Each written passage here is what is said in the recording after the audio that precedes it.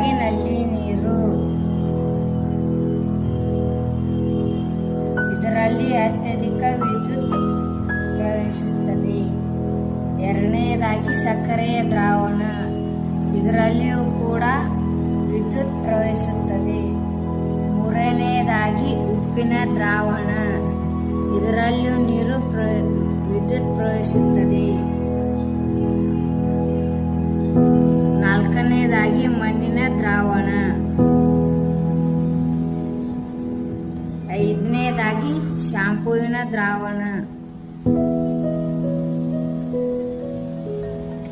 ಆರನೇದಾಗಿ ಸಸ್ಯಜನ್ಯ ಎಣ್ಣೆ. ಇದರಲ್ಲಿ ವಿದ್ಯುತ್ ಪ್ರವೇಶಿಸುವುದಿಲ್ಲ. ಏಳನೇದಾಗಿ ಕೊಬ್ಬರಿ ಎಣ್ಣೆ. ಇದರಲ್ಲಿಯೂ ಕೂಡ